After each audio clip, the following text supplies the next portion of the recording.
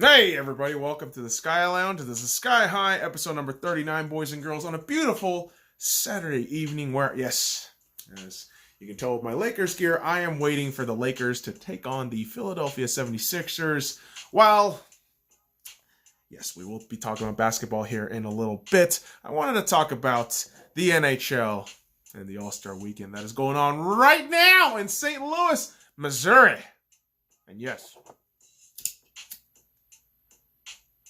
we are all aware, in Missouri, got the Kansas City Chiefs representing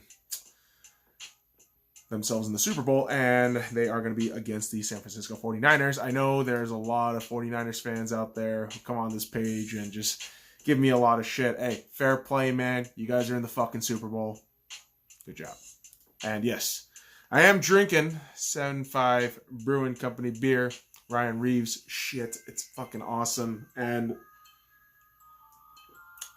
very appropriate that we drink this because we got to talk about the NHL weekend, All-Star weekend, and the skill competition. The skill competition went on yesterday, and there were 6 events: fastest skater, best goalie shutout streak, accuracy contest, the women's elite 3-on-3 hockey, hardest shot, and shooting stars, which we will talk about all of these in excessive detail. And here's the thing. Fastest skater, Matt Barzal, wins 13.17 seconds. Man, oh man. And if I'm not mistaken, I know Barzal is going to be a restricted free agent, ending his contract this year, coming up, and be asking for a lot of money. But dude, the skill competition doesn't tell you shit. Well, you know what? In my eyes, a kid like that, a young man like that, who has been the perennial star in his club for quite some time since JT, John Tavares, left. I mean, man, I mean, he's going to ask for a bit of money. So just be prepared. Just be prepared for that shit. That's all I'm saying. Best goalie to get the shutout streak was Jordan Binnington at home in St. Louis, getting the 10-save shutout streak to beat out Andrei Vasilevsky, who was on 9. Okay? But when you saw Jordan Binnington just keep saving at like 9 or 8, I felt, man, you could put 5 more pucks on this guy and he would not give up. That's just what I see in Jordan Binnington. Binnington, Stanley Cup winner. In my eyes, I mean, O'Reilly absolutely deserves the Conn Smythe, but my second voting would have absolutely been Jordan Binnington. And, you know, shout out to St. Louis Blues. Shout out to my boy DP, David Perron, DP57. Was there an All-Star weekend? Because deservedly, yes, he has been fantastic for the St. Louis Blues. Very happy for him. Happy he's a St. Louis Blues Stanley Cup winner. And, you know, Binnington just showed up flat out like, yo, we're still Stanley Cup winners, man. Like, you ain't gonna do shit. And I think after the Bruins loss before this weekend, if the playoffs started right after that day, Vegas would have been faced against the St. Louis Blues. Now, we had our boy Max Pacioretty representing the Vegas Golden Knights at the All-Star competition. And yes, I believe he will be playing today in the Pacific Division against the Central Division to possibly take on the $1 million prize, if I'm not mistaken, on that pool. So, despite Pacioretty being there, he actually didn't participate in any of the skills competition. He was just there with the Suns, actually being part of the goalie part only, you know, shooting at the Central Division goaltender. I apologize, boys and girls. I know all the semantics is going to get all the fucking fanboys on the riot. Like, yeah, he said keeper instead of tender. I know, motherfucker. I watch fucking soccer too. Relax. Can't help it, man. I love sports. I love sports ball. Just like Rob Lowe when he's wearing the memeable NFL cap, and I just think, oh god, I need one of those hats. I need one of those fucking hats. I want those hats so bad, just to be looking like that motherfucking basic ass bitch. Eventually, when the Raiders get here, right? This year, I mean, stadium's going to get done in August. I know all the haters right now. Like, for Vegas, it's like the biggest fucking thing. All right, I mean, it's the second fucking major sports franchise coming into our city, and yes, it's hoping to generate a lot of revenue, and there's a lot of feel-good shit about it. But what also felt good was a guy named Jaccob Slavin winning the accuracy contest at 9.505 seconds. Carolina Hurricanes player, defenseman, relatively unknown within the, spheres of possibly casual hockey viewers. I mean, I'm a casual hockey viewer. I'm not going to lie. I just watch my Vegas Golden Knights. I pay attention to the hockey guy who is I swear to you, he is like the YouTube hockey Bible GOAT, GOAT, with all the periods to make the acronym greatest of all time. I mean, that man is absolutely amazing. Just the work that he puts in and the grind, and then just respecting the level that he has in terms of like love and like appreciation and depth for his family, and like just all these layers to this dude. Like I absolutely love this guy, and keeps me very informed. Like, you know what I mean? Like, it just keeps you in like research mode, trying to learn more about the sport. And this is what I love about hockey right now. Like, there's like an encyclopedia of knowledge and history behind the sport, where yes, the accuracy contest should be a relatively like easy thing to figure out, right? But when you try to implement new technology into shit, and like the technology is not even necessary, like that's when shit gets a little weird. So they have these like little fucking LED lights behind these tempered glasses to get the sensors on, and some of them look so like minutely close to hitting it that you felt like some of these guys got robbed. Like, I think it was oh god, I want to say Pasternak or Hurdle just kind of fluttered those in there, and I thought, dude, he got those. Like, what the fuck? But at the same time, Hurdle missed like 6 shots in a fucking row. So, as a Vegas Golden Knights fan, I'm like, oh, cool. Like, Uncle P.D. De Pablo is looking at you like, Hurdle, you ain't gonna get traded to this team. Nuh-uh, no sir. But shout out to Jaccob Slavin, man. Absolutely awesome job, 9.505 seconds. Fantastic defenseman, and you can see why Carolina is just aching and just itching for another playoff spot. And I believe they will. I mean, I pegged the Avs and the Canes to actually make it to the Stanley Cup final. And I believe the Canes will win. I absolutely have believed that the Canes or the Avs, and any one of them can win, really. I think the matchup is fantastic. We could probably have another Game 7, which I wouldn't mind at all. I would love another Game 7. Game 7s are so much fun, guys. Holy shit. And for all you hater-ass fuckboys out there, and I'm talking about those fucking hater-ass fuckboys who's got their fucking Instagram shit on private, who's gotta fucking say all this dirty-ass shit, all this fucking raunchy-ass fuckboy shit that you can't even back up, and you got your fucking account on private, you got that shit like, oh, something university 25, oh, something high school 23, like, go fuck yourself, alright? The women's Elite 3-on-3 was actually pretty fucking dope. Again, except for the fucking technology, where they want to do the little puck tracking thing. They gotta put the last name on all the little players. I'm like, no. Just stop it. Stop it. Don't do that shit. Like, it's aesthetically just weird to look at. You want to pay attention to where the puck is, and then all of a sudden you got this little fucking, like, panty tag shit on the back, like, oh, here's a little player. Like, dude, I know who Hillary Knight is. If anything, just tell me to get an app. So that way I could you get my private information, which, I mean, it's all the fucking rage these days. You probably already have an NBC, so there you go. Just let me fucking watch the goddamn game. Because the game itself was fantastic. And again, I forget the fucking women goaltender for Canada. But shout out to that goaltender, man. Oh my god. Was she number 35? Again, boys and girls, I apologize. Any Canadian fans out there, I apologize because I really want to remember her name. But, oh my god. Except the one goal that she allowed from Hillary Knight. Shout out to Hillary Knight. Possibly a Vegas Golden Knights. I don't know. Just come to Vegas. Crank the fucking air horn shit. I don't know, man. Hillary Knight, shout out.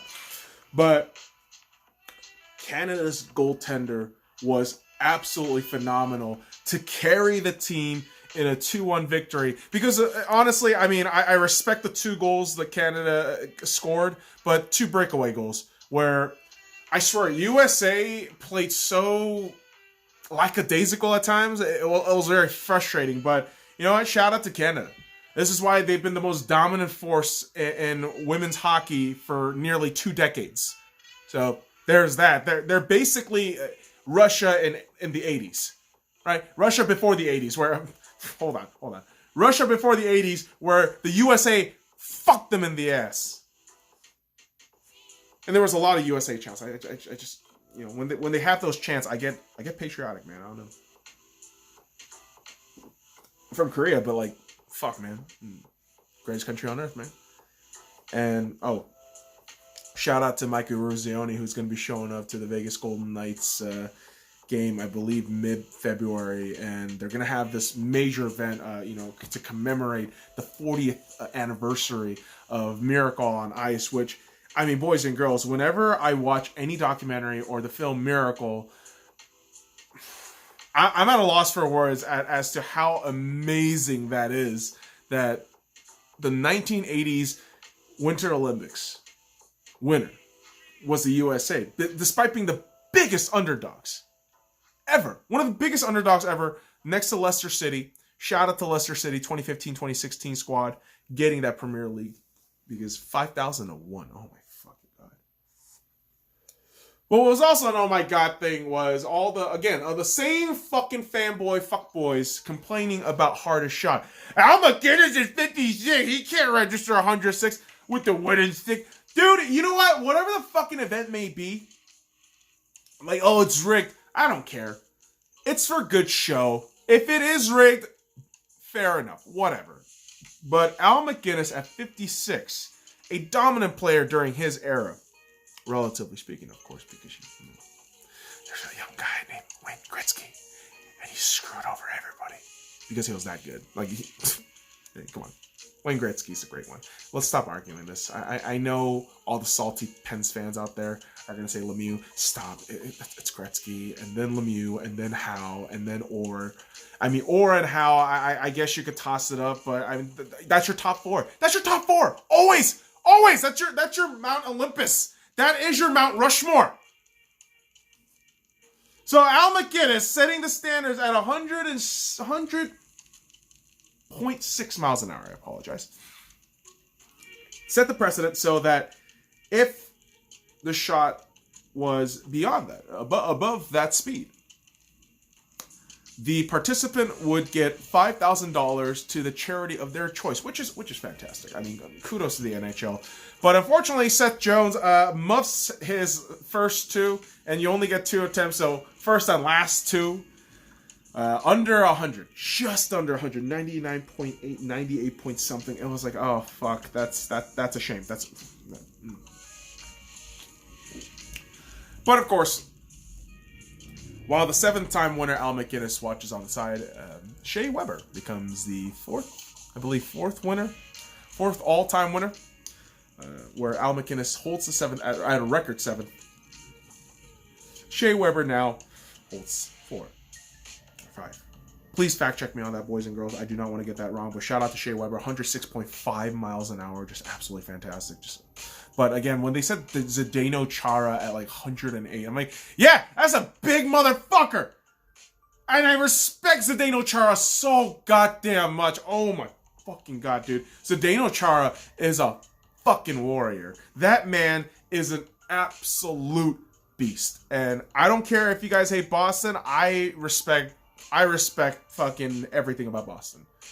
This is one of the reasons why I actually like Brad Marchand, which is weird. Like, I actually like Brad Marchand. I know. It's like a weird Stockholm Syndrome thing. I always have to defend, my excuse for liking him. Like, oh, dude, he's not a bad winger. He's one of the best wingers of all.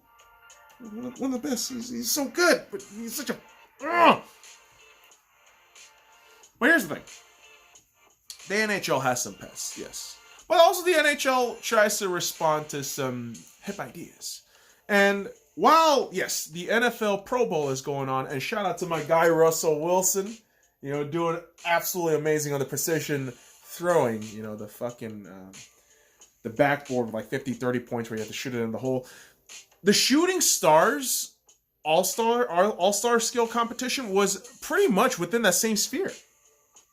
And Patrick Kane, who tied with Mitch Marner at 22, won at 2 points, which wasn't the really big story. What was awesome was the two women's player from Canada and USA. Shout out to Hillary Knight again. Unfortunately, I forget the Canada athlete's, a Canadian lady's name. I apologize again.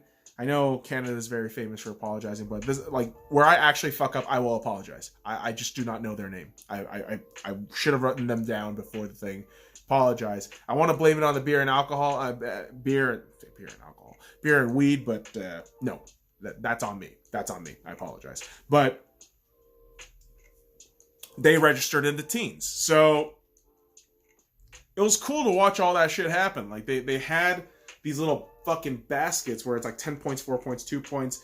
The actual net was 4 points, and if you got it, you're good. I think David Pastrnak was the only one that actually touched, actually got the puck in the net. But other than that, I thought it was just a really fun night. Patrick Kane getting booed and then cheered on was kind of curious. And then he's one of those guys where there's so many hatred towards Patrick Kane. There's so much animosity towards Patrick Kane because he is one of those guys where he's such an elite talent, but he has such a, shall we say, divisive opinion in the public's eye that he is one that gets a lot of jeers. And you know what? When I see Patrick Kane now, I'm reminded of Kobe Bryant, who, again, shout out to the Lakers. They are going to be playing the Philadelphia 76ers tonight. And if LeBron James passes 18 points in this game, he will surpass Kobe Bryant in most points scored in NBA history of all time. All right? And then number 1, Kareem Abdul-Jabbar. Number 2, Karl Malone. 3, Kobe Bryant right now. But when I watch Patrick Kane, I am reminded of Kobe Bryant. The tenacity that he has on that offense. The way he just sniffs that goal and just gets it. And the longevity that he is doing it with. It's absolutely incredible. And I know there's a lot of hatred. There's a lot of saltiness. There's always a lot of saltiness within the realm of sports. But hockey, it's so aggressive. But man, I love watching Patrick Kane play. And when the all-team decade was named, which I'm going to look up just to make sure. But Sidney Crosby, Alexander Ovechkin. You also had Patrick Kane in there, Keith Duncan, Drew Doughty, and Marc-Andre Fleury, which I am pretty sure I'm right. Not to be arrogant, boys and girls, but I should know that because there was so much ire. There was so much saltiness within the realm of the Twitter, of Instagram. But I say this simply. Look at their wins. Look at their numbers. Look at the number of things they hold in their hands called rings. Fleury's got 3. Doughty's got 2. Keith's got 3. Kane's got 3. Ovi's finally got 1, but Ovi has been a first-team all decade guy since he's entered the league. Sorry, he just has been. He absolutely has been, and so has Sidney. So has Sid the Kid. And Pens fans, I know I just backslapped you with the Lemieux thing, but I would argue each and every fucking day, McDavid is amazing. McDavid is absolutely amazing. But for me, I take Sidney Crosby any day of the week. If you say, hey, right now, who are you going to take in a Game 7? Second overtime situation. 5 minutes in, who are you going to take? I'm taking Sid. I'm taking Sid. I'm sorry. I'm taking Sid. I have to take Sid. And I get so much shit for loving Sidney Crosby. I'm like, how can I not? The talent, it's amazing. Much like how I defend Russell Wilson. I've defended Russell Wilson for years. I have. Oh, he holds the ball too long. Yeah, he does hold the ball too long. But guess what? He is a transcendent, phenomenal talent. And for the Seattle Seahawks, it's just incredible to watch him in Orlando being a participant of the Pro Bowl. And unfortunately, Bobby Wagner being a wee bit injured. I don't want to say we. That undermines it a little bit. But Bobby Wagner being injured. Shaquille Griffin is a Pro Bowler, which is so fucking awesome. He absolutely deserves a Pro Bowl shout out. Shaquille Griffin has been absolutely amazing for the Seattle Seahawks all throughout the season. And my whole conspiracy dumbass theory is this. Russell Wilson and also Pete Carroll's out there. Shout out to Pete Carroll. Pete Carroll and Russell Wilson is out there doing some free agency talking. I'm pretty sure they're just talking like, oh man, I love Seattle, dude. Like, Seattle's awesome. We brew our own beer. We got salmon all the time. We got rain. There's no sunlight. We got the best goddamn home stadium in the NFL. Not even apologizing for that one. And you're gonna be playing with arguably the best head coach, not named Belichick, and one of the best quarterbacks. Again, not named Tom Brady, and Russell Wilson. So, or Patrick Mahomes. I love you, Russell, but with the age and trajectory of Patrick Mahomes right now, my God, that dude is sensational. But I'm always Russell Wilson. I just want to give a shout out to Patrick Mahomes, spirit bomb style, energy given to Patrick Mahomes, so he can beat the fuck out of the goddamn 49. Fuck the 49. Oh my God. Fuck. I'm sorry, 49ers fans. I know you don't want to. No, you do want to see this shit. You do. But again, you got there. I'm not fucking blaming you on that shit. I'm not. I just don't want you to win. Can you blame me? Like, didn't you say the same thing when the Rams went there last season? Weren't we all just kind of like mutual friends last season? We're like, yeah, fuck the Rams. Like, fuck the Rams. Let's go Patriots. Now it's, for me personally, and the Rams fans now, which, weird, but the enemy of my enemy is my friend.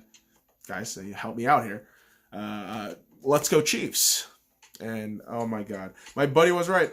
My whiteboard curse. The whiteboard curse has been real. The whiteboard curse has been real. Anytime I write a score, I have been correct in one of my picks. I'm not joking. I've been only right in one of my picks in the entirety of the playoffs. And that one pick was Seattle beating the Philadelphia Eagles. Ironic, right? I'm talking about the Philadelphia Eagles. 76ers game is on soon. LeBron James might surpass at 18 points Kobe Bryant, who was from Philadelphia. So it's all weird. It's all weird how that shit works out. But what isn't weird is, if you break the rules, you are out of here. Is that a thing? I don't know. But Joao Souza, formerly ranked number 69, has been banned for life in the world of tennis for match fixing. Yes, he has been found guilty of match fixing from 2015 to 2019. Very serious. Individually, he tarnishes his name. I don't think he will ever be taken as a professional anymore in the realm of tennis. And yes, boys and girls, I actually do love watching tennis. And the one guy, that is just near and dear to my heart always is Roger Federer. And Federer barely won in 5 sets the last match, but it's okay. It's okay. It's the last game. It's okay. Federer is going to keep going. Federer is going to win the Australian Open. He is going to win the Australian Open for all those animals. Shout out to the koalas in Australia, man. That's fucked up. But fuck Souza. Fuck that guy. Dude, match fixing? Go fuck yourself. Oh, I'm not good enough. Number 69.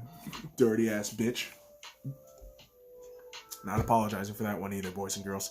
This is a game day, in my realm, game day, where I'm apologizing a lot, but not for that. Not for that shit. Fuck that.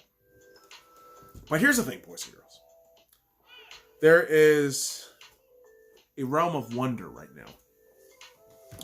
In that realm, it's a realm of basketball. The NBA. Zion Williamson has now registered 2 games in the NBA. 2 games. And I'm going to give you the points and the minutes. And mind you, these are points all over 70%. Keep that in mind. Against the San Antonio Spurs in his debut on ESPN, 22.7 rebounds, 3 assists in 18 minutes. And then his next game against the Denver Nuggets, which was very close, but just like the Spurs game, the Nuggets game also, the Pelicans lost.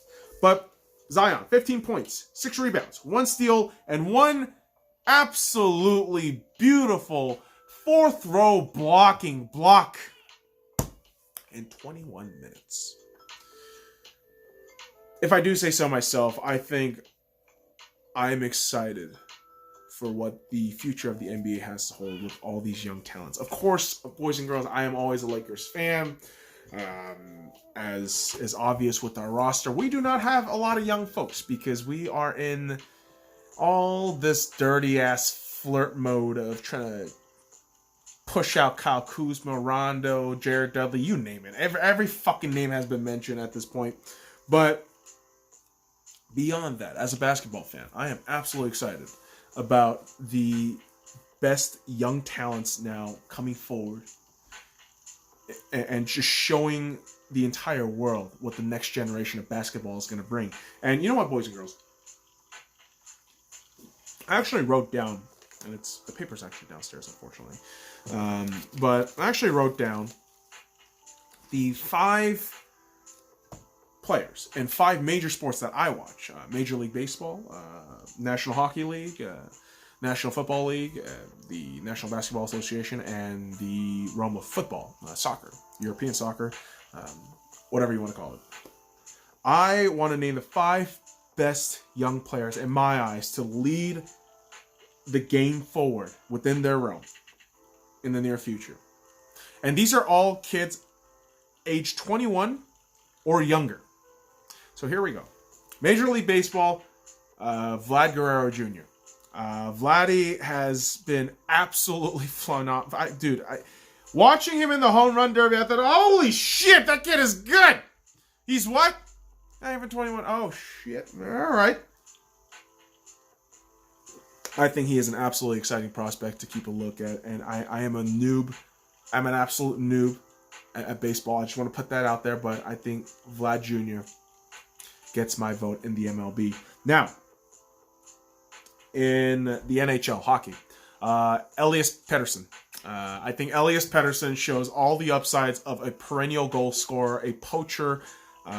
Maybe not Ovechkin level, but maybe in terms of like maybe Patrick Kane, someone of the likes. But I mean, the speed on that kid, the fucking speed on that kid. You have to understand, Elias Pettersson was the only forward participating in the hardest shot contest in the All-Star Skills competition, and they were all defensemen. Because defensemen, bigger guys, bigger strength, but Elias Pettersson, small little forward, he competed. And I believe he got to 104, if I'm not mistaken, but Elias Pettersson, absolutely phenomenal talent to keep a look at, and holy shit, he is just awesome. I believe I watched him once against Vancouver, if I'm not mistaken. I'm pretty sure once, but hoping that all teams healthy, and also I'm healthy, not fucking sick and all, that Vancouver can come to Vegas one more time and I get to see Elias Pettersson and that Vancouver team that has been on the absolute rise. So shout out to Vancouver. You guys have been awesome. So, let's do that. Elias Pettersson. We mentioned Vlad Jr. In the NFL, I'm going with Josh Jacobs, running back for the Oakland Raiders. Now the Las Vegas Raiders. That's weird to say, but it is now the Las Vegas Raiders. Josh Jacobs, running back, absolutely phenomenal. First Raider in Raider history to over I believe 1,000+ yards as a rookie. So wonderful job by Josh Jacobs. Hopefully the O-line gets better. Hopefully he has a decent quarterback. I'm sorry, Derek Carr.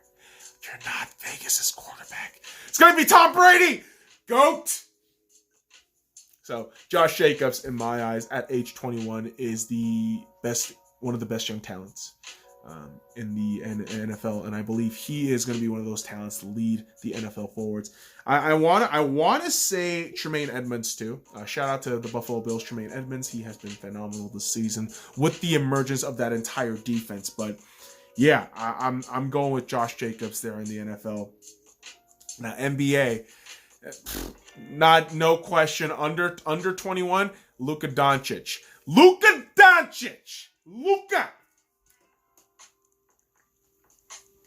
I'm not gonna lie to you, boys and girls. I have absolute bias when it comes to Luka Doncic. I will always defend Luka Doncic at this point. To me, Luka Doncic is the future of the NBA for the next decade. I know I love Giannis's game, and shout out to Giannis Antetokounmpo. He is an Arsenal fan.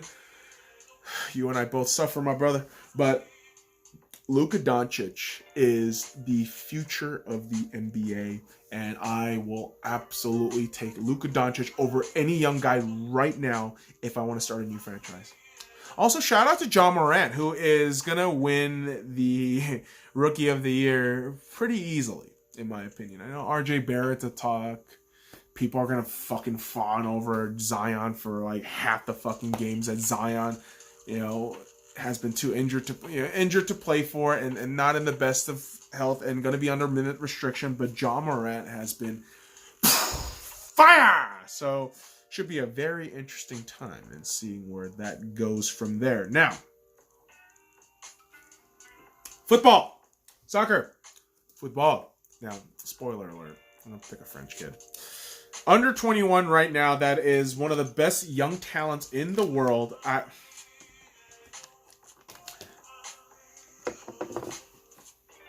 Kylian Mbappe. Kylian Mbappe is somebody I've been admiring since his days in AS Monaco. His last year in AS Monaco was just a fucking revelation.